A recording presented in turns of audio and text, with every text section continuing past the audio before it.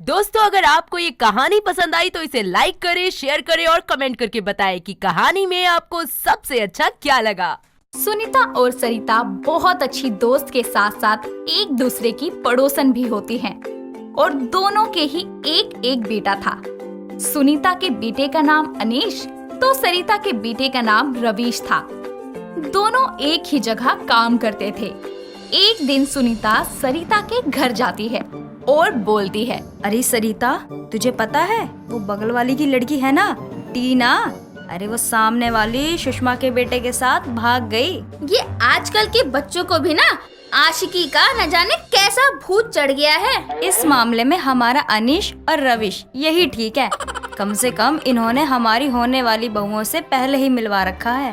ये तो तूने सही कहा सुनीता, इस मामले में तो हम किस्मत वाली हैं। एक तरफ यहाँ दोनों अपने बेटों की बातें ही कर रही होती है तो दूसरी तरफ उनके बेटे ऑफिस में एक दूसरे से बात करते हुए बोलते हैं, यार अनीश, हमारी मम्मी की एक दूसरे से कितनी पटती है ना। सही कह रहा है यार तू। दोनों में इतनी गहरी दोस्ती है कि उन्होंने हमारे नाम भी किसी जुड़वा भाइयों की तरह रख दिए हैं। और यार तुझसे बात करने के चक्कर में तो मैं भूल ही गया कि मुझे सृष्टि से मिलने भी जाना है। अरे चिंता मत कर, मैं भी पलक से ही मिलने जा रहा हूँ, तुझे रास्ते में ड्रॉप कर दूंगा।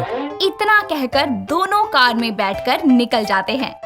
अनीश रवीश को एक कैफे के बाहर ड्रॉप करता है और आगे चला जाता है।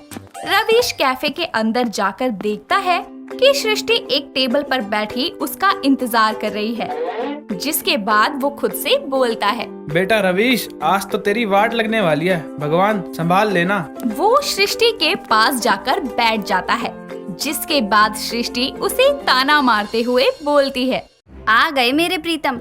इतना विलंब होने पर तो मुझे लगा कि कहीं आपकी प्रतीक्षा में मेरे प्राण ही न सूख जाएं। वो थोड़ा सा लेट हो गया बस। थोड़ा, तुम पूरे आधा घंटा लेट हो, समझे? आगे से ऐसा हुआ ना, कसम से मैं तुमसे बात नहीं करूंगी। नहीं, ऐसा मत करना, सॉरी बेबी। इतना कहने के बाद दोनों कॉफी पीने लगते हैं और दूसरी तरफ अनीश कार को एक पार्क के सामने रोक देता है, जहां सामने से पलक आकर उसकी कार में बैठ जाती है और दोनों बातें करने लगते हैं। जानू, कैसा रहा आज तुम्हारा दिन? अब तक तो ठीक ठाक था, पर तुमसे मिलने के बाद अच्छा हो गया। Oh, so sweet. You too. जिसके बाद वो उसे उसके घर छोड़ देता है और फिर अपने घर चला जाता है, जहां उसकी माँ सुनीता हॉल में बैठी होती है और उसके आने पर बोलती है, क्या बात है बेटा, आज बड़ी देर हो गई आने में। हाँ माँ, वो पलक को घर ड्रॉप करने गया था, इसीलिए। अच्छा, वैसे बहुत प्यारी है पलक, पहली बार में ही मुझे भा गई थी। दूसरी ओर रवीश भी घर देरी से पहुंचता है, जिस पर उसकी माँ सरिता बोलती है, अरे इतनी देर क्यों लगा दी आने में? देख, खाना भी ठंडा हो गया। माँ पूछो मत, ये सृष्टि जब नाराज हो जाती है ना तो मेरी हालत खराब कर देती है। जरूर तूने ही कुछ किया होगा, वरना उस जैसी समझदार लड़की नहीं देखी मैंने आज तक। ऐसे ही अगले दिन सुनीता और सरिता दोनों मंदिर से पूजा करके घर साथ में आ रही होती हैं। तभी सुनीता कहती है, सरिता, मैं सोच रही हूँ अब रविश की शादी करवा दूं। वैसे भी लड़की तो हमने देख ही रखी है जो हम दोनों को पसंद भी है। सही कह रही है तू। मैं तो कहती हूँ हम अपने बेटों की शादी एक साथ ही करवा देते हैं। क्यों, क्या कहती है? वैसे बात तो तूने पते की है, इससे हमारा खर्चा भी बच जाएगा। वो कैसे? अरे एक ही मैरिज हॉल में शादी करवाएंगे तो डिस्काउंट तो मिलेगा ना पगली। इतना कहने के बाद दोनों हंसने लगती हैं और एक अच्छा सा दिन देखकर सरिता रवीश को लेकर पलक के घर रिश्ता पक्का करने पहुंचती है, जिसके कुछ ही देर बाद में सुनीता भी अनीश के साथ वहां जाती है और दोनों एक दूसरे को देखकर बोलती हैं, तू यहाँ कैसे? तभी लड़की की माँ मंजू बोलती है, अरे बहन जी, आप दोनों एक दूसरे को पहले से जानते हैं। ये तो बड़ी अच्छी बात है कि आज ही के दिन मेरी दोनों बेटियों सृष्टि और पलक का रिश्ता पक्का हो जाएगा। इससे ज्यादा खुशी की बात तो कुछ और हो ही नहीं सकती। इतने में सृष्टि और पलक भी साथ ही आ जाती है, जिन्हें देखकर अनीश और रवीश बोलते हैं, तुम दोनों बहनें हो? जिसके बाद सबको पता लग जाता है कि सृष्टि और पलक बहनें हैं और अब अनीश और रवीश एक ही घर के दामाद बनने वाले हैं। इस बात से सुनीता और सरिता बहुत खुश होती है। जिसके बाद शादी का दिन आता है। अनीश और रवीश दोनों मंडप में बैठे होते हैं। सृष्टि और पलक दोनों ने पिंक कलर का बहुत सुंदर लहंगा डाला होता है और दोनों ही घूंघट में थी। सारे रीति रिवाज के साथ उन चारों की शादी हो जाती है। जिसके बाद वो लोग अपने अपने घर जाते हैं। और जब सुनीता पलक का घूंघट हटाती है तो अनीश और सुनीता ही दोनों हैरान हो जाते हैं, क्योंकि वहाँ पलक की जगह सृष्टि होती है। और दूसरी तरफ सरिता और रवीश भी अपने घर पलक को देखकर हैरान रह जाते हैं। और रवीश बोलता है, तुम यहाँ क्या कर रही हो? तुम्हें तो अनीश के साथ होना चाहिए था ना। मैं नहीं जानती ये सब कब कैसे हुआ। मुझे बस इतना पता है कि मेरी शादी आपसे हुई है।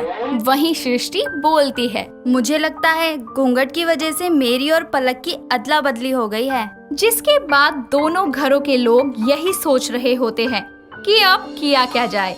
जैसे तैसे रात बीतती है और सुबह होती है और अनीश रवीश के घर पहुंच जाता है। जिसके बाद वो बोलता है, कहाँ है मेरी पलक? मैं उसे यहाँ से ले जाने आया हूँ। नहीं अनीश, ऐसा नहीं हो सकता। भले अनजाने में ही सही, लेकिन मेरी शादी रवीश से हुई है और तुम्हारी सृष्टि से। मैं नहीं मानता ऐसी शादी को जिससे मैं प्यार ही नहीं करता। उसके साथ भला कैसे रह सकता हूँ? इतने में वहाँ सृष्टि आती है और कहती है, वैसे ही जैसे मैं अनीश जी के साथ रहूंगी, क्योंकि अब हम हमारी शादी को झुठला नहीं सकते। दोनों के इतना कहने पर भी अनीश और रवीश इस बात को मानने से इनकार कर देते हैं कि उनकी पत्नियां बदल गई हैं। सुनीता और सरिता के मनचाही बहू पाने के सपने पर तो जैसे पानी फिर गया था। ऐसे ही दिन बीतते हैं। दोनों ही अपनी बहुओं से बुरा बर्ताव किया करती। एक दिन सुनीता अपनी बहू से बोलती है, बहू जरा मेरी पूजा की थाली तो तैयार कर दे, मुझे मंदिर जाना है। जी माँ जी, 5 मिनट में करती हूँ। कुछ देर इंतजार करने के बाद भी जब सृष्टि पूजा की थाली लेकर नहीं आती तो सुनीता खुद ही थाली लेने किचन में जाकर देखती है तो सृष्टि वहीं खाना खा रही होती है। ये देखकर सुनीता गुस्से में बोलती है, अच्छा तो तू यहाँ बैठकर खाना खा रही है? वो माँ जी, मैंने रात से कुछ खाया नहीं था इसलिए। अरे रहने दे। अगर तेरी जगह वो प्यारी पलक होती ना तो मेरी एक आवाज पर दौड़ के आ जाती। अरे पता नहीं कैसे तू मेरे पल्ले पड़ गई। इतना कहकर वो मंदिर के लिए निकल जाती है, जहाँ पहुंचकर उसे सरिता मिलती है जो बोलती है, सुनीता, पता नहीं हमने कौन से ऐसे पाप किए थे जो हमारी बहुओं की अदला बदली हो गई। वही तो मैं सोच रही हूँ कि इस बात से कोई भी खुश नहीं है, ना बच्चे ना हम। पर मुझे लगता है हमें अपने बेटों को समझाना चाहिए ताकि वो अपनी जिंदगी ऐसे ही गुस्से में ना जिएं। हाँ, क्योंकि अब यही सही होगा। हम अपनी बहुओं को अपना लेते हैं। दोनों ही सरिता के घर जाती हैं और चारों को बुलाकर बोलती है, देखो बच्चों, जो हो गया सो हो गया, उसे हम बदल नहीं सकते। इसीलिए भलाई इसी में है कि तुम दोनों अपनी अपनी पत्नियों को स्वीकार कर लो। हाँ, क्योंकि शादी ब्याह रीति रिवाज कोई खेल नहीं होते, इनका अपना महत्व है। अपनी माँ के समझाने पर अनीश और रवीश भी समझ जाते हैं कि जो हुआ शायद वो उनके बस में नहीं था, पर इस बात से दुखी होते रहने में भी किसी का भला नहीं होगा। और ऐसे ही धीरे धीरे दोनों अपने पहले प्यार को भूलकर अपनी अपनी बीवियों को अपना लेते हैं और अपनी जिंदगी में आगे बढ़ते हैं। जिन्नी एक सुबह टीवी में जस्ट जेली कैंडी का एड देखती है, जिसको देखकर वो बोलती है, ये कैंडी सच में इतनी टेस्टी है क्या जितने इस पर ऐड दिखाए जाते हैं? एक काम करती हूँ, लेकर आती हूँ जाकर, फिर पता चलेगा ये इतनी टेस्टी है भी या नहीं। जिन्नी जल्दी से अपने पास वाली शॉप से जस्ट जेली कैंडी का पूरा पैकेट लेकर आती है, जिसके बाद वो अपने कमरे में बैठकर उसको खाते हुए बोलती है, वाह, ये तो सच में बहुत टेस्टी है।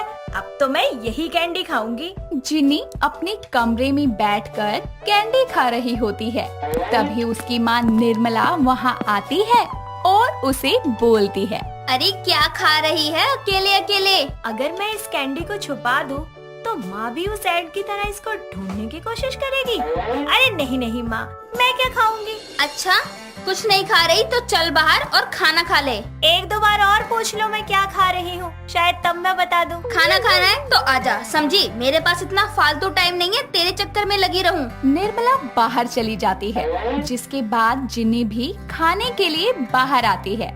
वो देखती है कि उसका भाई रोहन ऑलरेडी टेबल पर बैठकर खाना खा रहा है, जिसको देखकर जिन्नी बोलती है, मैं कुछ कैंडीज अपने साथ टेबल पर ले जाती हूँ। रोहन जैसे ही देखेगा फिर वो उसे छीनने की कोशिश करेगा। मैं पहले थोड़ा भाव खाऊंगी, फिर उसे दे ही दूंगी। वहाँ खड़े खड़े नहीं मिलेगा खाना, इधर आके मर ले। हाँ हाँ आ रही हूँ। और सुन, तेरे से बड़ी हूँ, थोड़ा तमीज से बात किया कर। अरे जिन्नी बहन, आप नाराज मत होइए और प्लीज यहाँ आकर मरिए। बेटा बोल ले, अभी जब मेरी कैंडी देखेगा ना फिर कुत्ते की तरह दुम हिलाता हुआ मेरे पास ही आएगा। कैंडी दे दे। मम्मी, इसको दौरे पड़ रहे हैं, देखो खुद से बातें कर रही है खड़े खड़े। तू पागल है क्या?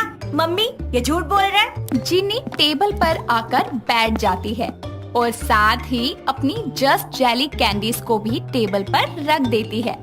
दोनों भाई बहन खाना खा के उठने ही वाले होते हैं।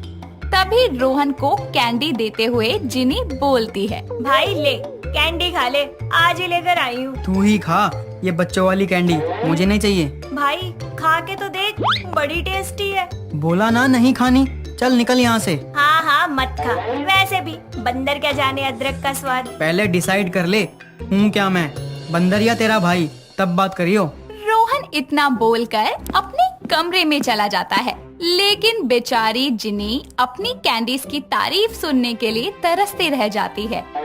ऐसे ही एक दिन जिन्नी अपने कॉलेज की कैंटीन में बैठकर जस्ट जेली कैंडीज खा रही होती है कि तभी उसकी एक दोस्त दिव्या वहाँ आती है और उसे बोलती है, अबे ये क्या खा रही है, मुझे भी देना। ये है जस्ट जेली कैंडी, इसे खाकर मुंह में मिठास घुल जाती है और इसे खाकर आप बिल्कुल जेली की तरह हल्का हल्का फील करते हो। वाह, मैंने तो तुझसे कैंडी मांगी थी, तूने तो उसकी ऐड ही दिखा दी। चल अब खाने को भी दे दे। ये लो। दिव्या को कैंडीज देते हुए जिन्नी बहुत खुश होती है। इतने दिनों में पहली बार उसकी कैंडीज कोई खा रहा होता है। अपनी दोस्त के साथ कैंडीज खाते ही जिन्नी उससे पूछती है, तो कैसी लगी कैंडी? मस्त है यार। अच्छा चल, अब क्लास शुरू होने वाली है। दोनों अपनी क्लास में जाने लगती है। तभी सामने से गौरव नाम का लड़का आ रहा होता है और वो जिन्नी से टकरा जाता है, जिसके कारण उसकी सारी कैंडीज नीचे गिर जाती है। ये देखकर वो बहुत गुस्सा होती है और लड़के से बोलती है, पागल हो क्या, दिखाई नहीं देता? अरे अंधे हो तो इलाज करवा लो ना, सारी कैंडी गिरा दी मेरी। ओ हेलो, मुझे कोई शौक नहीं है तुमसे टकराने का, समझी? और रही बात तुम्हारा सामान गिर गया तो वो मैं उठा देता हूँ। गौरव जैसे ही नीचे देखता है तो उसको चारों तरफ जस्ट जेली कैंडीज बिखरी दिखती है। ये देखकर वो बोलता है, ये इतनी सारी जेली कैंडी तुम बांटने के लिए लाई हो क्या? तुमसे मतलब, चुपचाप उठाओ और निकलो यहाँ से। खड़ूस कहीं की। गौरव सारी कैंडीज को इकट्ठा करता है और जिन्नी को दे देता है, जिसे लेकर जिन्नी आगे चली जाती है। लेकिन उसकी दोस्त दिव्या गौरव से माफी मांगते हुए बोलती है, मेरी फ्रेंड की तरफ से सॉरी, वो उसको अपनी कैंडी से बहुत प्यार है ना, इसलिए थोड़ा भड़क गई। कोई बात नहीं। इतना बोलकर गौरव वहाँ से चला जाता है। शाम को वो अपने घर पर अपने पिता राम किशन को परेशान देखकर पूछता है, क्या हुआ पापा, इतने परेशान क्यों हो? वो बेटा, हमारी जेली कैंडी फैक्ट्री की सेल लॉस में जा रही है, समझ नहीं आ रहा क्या करूं। गौरव कॉलेज वाले इंसिडेंट्स को सोचते हुए अपने पिता से बोलता है, पापा मेरे पास एक आइडिया है।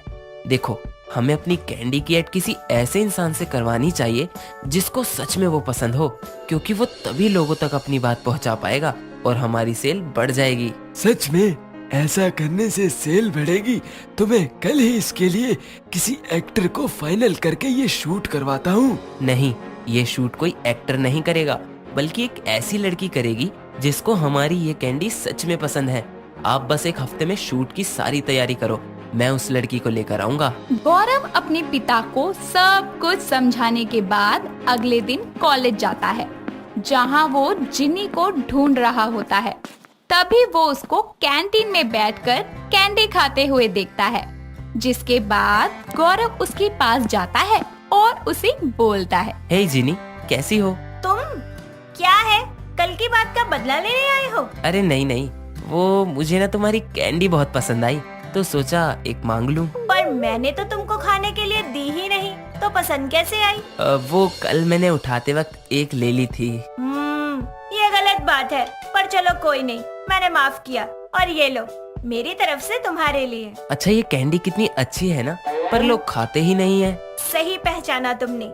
मैं चाहती हूँ कि जैसे इसकी एड देख के मैं इसे खाने लगी, वैसे बाकी सब लोग भी खाने लगे। तो इसके लिए मेरे पास एक आइडिया है, क्या तुम उसमें मेरा साथ दोगी? क्या, बताओ। गौरव जिन्नी को अपनी पापा की फैक्ट्री और शूट के बारे में बताता है, जिसके बाद वो उससे पूछता है, बताओ, करोगी मेरी मदद?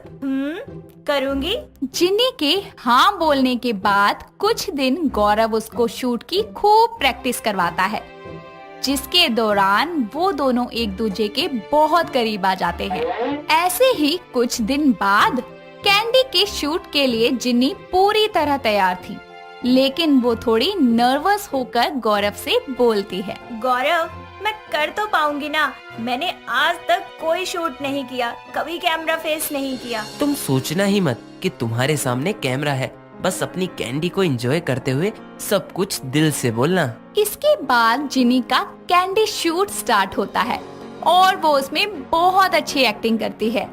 कुछ समय में एड टीवी पर टेलीकास्ट होता है, जिसके बाद जिन्नी की नेचुरल एक्टिंग के कारण लोगों को वो कैंडी की एड बहुत पसंद आती है। साथ ही गौरव के पिता की सेल भी बढ़ जाती है, जिसके बाद वो जिन्नी को शुक्रिया करते हुए बोलते हैं, जिनी बेटा, तुम्हारा बहुत बहुत शुक्रिया, लेकिन मैं तुमसे एक और फेवर चाहता हूँ। क्या करोगी मेरे ऊपर एक एहसान? अरे अंकल, एहसान की कोई बात नहीं है, आप बस ऑर्डर कीजिए। क्या तुम मेरे इस नालायक बेटे से शादी करोगी? राम किशन के इस सवाल से जिन्नी शर्मा जाती है, जिसके बाद वो उसके घर वालों से उसके रिश्ते की बात करते हैं और दोनों परिवार वाले आपसी रजामंदी से कुछ दिनों में उन दोनों की शादी करवा देते हैं। जिन्नी को एक कैंडी की वजह से इतना अच्छा ससुराल मिल जाता है, जहां वो खुशी खुशी अपनी आगे की जिंदगी बिताती है। करण एक बड़ी MNC कंपनी में अच्छी पोस्ट पर काम करता था। वो बहुत ही स्मार्ट और गुड लुकिंग था, जिसके कारण हर लड़की उस पर फिदा हो जाती थी। पर उसका दिल सिर्फ और सिर्फ मानसी के लिए धड़कता था, जो कि उसी ऑफिस में काम करती थी। एक दिन करण ऑफिस के कैंटीन में बैठा होता है और तभी मानसी आकर बोलती है, सुनो, मेरे एक सवाल का जवाब दो। अरे मेरी तरफ से तो हाँ है, तुम प्रपोज करने की फॉर्मेलिटी का झंझट मत करो। अपने काम मुझे मत करने को कहो। अच्छा बताओ ना कि तुम पर तो हर लड़की मरती है, फिर तुम मुझसे ही क्यों प्यार करते हो? क्योंकि तुम मुझे बहुत पसंद हो और बाकियों से बहुत अलग हो। वादा करो कि तुम हमेशा मेरी ही रहोगी। हाँ करण, मैं तुमसे प्रॉमिस करती हूँ। इतना कहकर दोनों एक दूसरे को प्यार से देखने लगते हैं। ऐसे ही वक्त बीतता जाता है और करण अपनी माँ ममता को मानसी के बारे में बताता हुआ बोलता है, माँ, मैं एक लड़की से बहुत प्यार करता हूँ, उसका नाम मानसी है और मैं उसी से शादी भी करना चाहता हूँ। क्या कहा लल्ला तूने? अपनी मर्जी से शादी करना चाहता है? ऐसा नहीं हो सकता। इस घर में बहू आएगी तो बस मेरी पसंद की, समझ आई? माँ, शादी तो मुझे करनी है, तो फिर लड़की भी तो मेरी पसंद की होनी चाहिए ना। मैं क्या देता हूँ माँ, शादी करूँगा तो बस मानसी से, नहीं तो नहीं करनी मुझे शादी। हाँ हाँ, तू क्यों सुनेगा इस बुढ़िया की बात? पर मैं भी कह देती हूँ, अगर तूने ऐसा किया तो अपनी माँ का मरा हुआ मुंह देखेगा।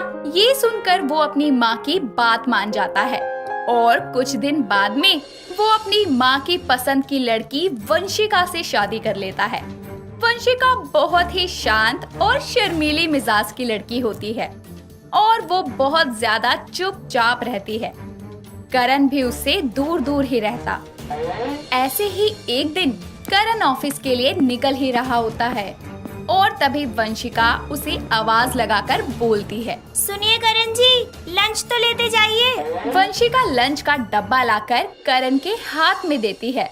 तभी वहाँ शैलजा आ जाती है और बोलती है, अरे बहू, पीछे से आवाज लगाना ठीक नहीं होता, इतना भी नहीं जानती क्या? इसमें इसकी कोई गलती नहीं है माँ, मैं ही भूल गया था। इतना बोलकर वो ऑफिस चला जाता है और अपने कैबिन में पहुंचकर देखता है कि मानसी वहाँ पहले से ही मौजूद है। जिसके बाद मानसी बोलती है, बस इतना ही प्यार था मुझसे जो तुमने किसी और से शादी कर ली। मैंने भले ही शादी कर ली हो मानसी, पर प्यार मैं सिर्फ तुमसे करता हूँ और तुम्हारे बिना नहीं रह सकता। दोनों एक मंदिर में जाकर शादी कर लेते हैं। जिसके बाद दोनों घर जाते हैं, जहाँ शैलजा और वंशिका हॉल में बैठे होते हैं और उन दोनों को देखकर शैलजा हैरानी से बोलती है, लल्ला, ये सब क्या है और तू ये किसे घर लेकर आया है?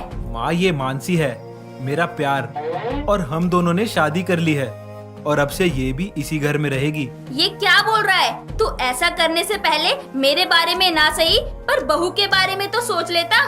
तू तो बिना सोचे समझे उसकी सौतन ले आया। ये सब वहाँ खड़ी वंशिका चुपचाप सुन रही होती है और कुछ नहीं बोलती। जिसके बाद मानसी और करण वहाँ से अपने कमरे में चले जाते हैं। तभी मानसी बोलती है, अजीब बात है करण, तुमने दूसरी शादी कर ली और वंशिका ने गुस्सा करना तो दूर, मुँह से एक शब्द भी नहीं बोला। ये बहुत अजीब बात है, समझ नहीं आता वो मेरी सौतन है या पहेली। ऐसे ही दिन बीतते जाते हैं और एक दिन मानसी आधी रात को पानी लेने के लिए उठती है और उसे किसी के फोन पर बात करने की आवाज सुनाई देती है। मैं तुम्हें जल्दी मिलूंगा, यहाँ रास्ता पहले ही साफ है, मुझे कुछ नहीं करना पड़ेगा। इतने में मानसी हॉल की लाइट ऑन कर देती है और वो देखती है कि वहाँ पर कोई नहीं है। तभी उसकी नजर वंशिका के कमरे पर पड़ती है, जिसकी लाइट ऑन होती है और मानसी वहाँ जाती है। जिसके बाद वो कमरे में झांक कर देखती है, जहाँ वंशिका ने लड़के के कपड़े पहने हुए होते हैं और वो टीवी देख रही होती है।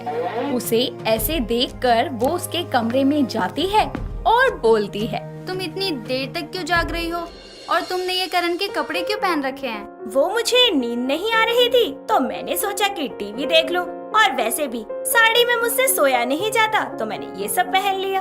अच्छा ये बताओ, तुम्हें कोई आवाज सुनाई दी क्या? फोन पे बात करने की आवाज? अरे वो तो टीवी में से आ रही थी। मैंने तो नहीं कहा कि आवाज फोन पर बात करने जैसी थी, फिर इसे कैसे पता चला? मानसी वापस अपने कमरे में चली जाती है। दिन ऐसे ही बीतते जाते हैं और मानसी को वंशिका की हरकतें अजीब लगने लगती है। जैसे कभी वो किसी के घर में ना होने पर लड़कों के कपड़े पहनती, लड़कों की तरह चलती और लड़कों की तरह ही बोलती।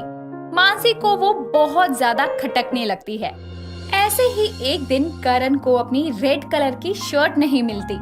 मानसी शर्ट ढूंढने वंशिका के रूम में जाती है, जहां उसे वो शर्ट सोफे पर पड़ी मिलती है और वो गुस्से में वंशिका से बोलती है, मुझे समझ नहीं आता क्यों तुम बार बार करण के कपड़ों को यूज करती हो। मुझे जो अच्छा लगेगा ना मैं वो करूँगा, तुमसे मतलब। इतने में वहाँ शैलजा भी आ जाती है और उसके सामने वंशिका को रोते हुए देखकर वो मानसी से बोलती है, माँ जी देखिए ना, करण जी की शर्ट मैं अपने कमरे में प्रेस करने के लिए ले आई थी, इसी बात पर ये मुझे इतना सुना रही है। अब आप ही बताइए, क्या मैंने कोई गलती कर दी थी? ओ महारानी, होगी तू मेरे लल्ला की बीवी, पर इस घर की बहू तू कभी नहीं बन सकती, समझी? और खबरदार जो मेरी बहू से आज के बाद ऐसे बात की तो। ये वंशिका ऐसा बर्ताव क्यों कर रही है तो मेरी सौतन, पर किसी पहेली की तरह मुझे उलझन में डाल देती है। मानसी को समझ नहीं आता कि वंशिका के ये सब करने का क्या कारण है और वो सोच लेती है कि इस बात का पता तो वो लगा के ही रहेगी। जिसके बाद वो एक दिन वंशिका को घर के बगीचे में किसी लड़के को गले लगाता देख लेती है और वो उन दोनों की फोन में वीडियो बना लेती है। और जब अगली बार वंशिका फिर से बगीचे में जाने के लिए हड़बड़ी में निकलती है, तभी वहाँ मानसी उसे रोक लेती है। जिसके बाद वंशिका गुस्से में बोलती है, मैंने कितनी बार कहा है मुझसे दूर रहा करो, तुम्हें समझ नहीं आता? मानसी उसे अपने फोन में उसका वीडियो दिखाती है, जिसे देखकर वंशिका के पसीने छूट जाते हैं, जिसके बाद वो बोलती है, बस बहुत हुआ, मुझे सच बताओ, कौन है ये लड़की और तुम क्यों इससे छुप छुप के मिलती हो? मुझे तुम्हें कुछ नहीं बताना, तुम अपने काम से काम रखो, समझी? अच्छा, तो तुम ऐसे नहीं बोलोगी, अब देखो मैं क्या करती हूँ। इतना कहकर मानसी वहाँ से चली जाती है और वंशिका ये सोचकर डर जाती है कि उसका सच अब सबको पता चल जाएगा तो क्या होगा। इसीलिए उसी वक्त वो अपना सारा सामान पैक करती है और घर से भाग जाती है। मानसी शाम को करण और शैलजा को उसकी वीडियो दिखाकर सब कुछ बता देती है, जिसके बाद वो लोग वंशिका के कमरे में जाते हैं, जहां ना तो वंशिका होती है और ना ही उसका सामान। होती है तो बस एक चिट्ठी जिसमें लिखा होता है, मैं आप लोगों जैसी नहीं हूँ, करण जी से शादी करना मेरी मजबूरी थी और कुछ भी नहीं। असल में तो मैं एक लड़की से प्यार करती हूँ।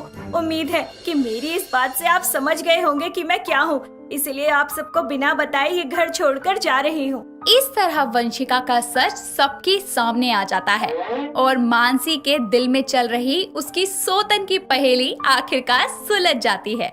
हर रोज एक नई कहानी देखने के लिए चैनल को सब्सक्राइब करें और बेल आइकन दबाना ना भूलें।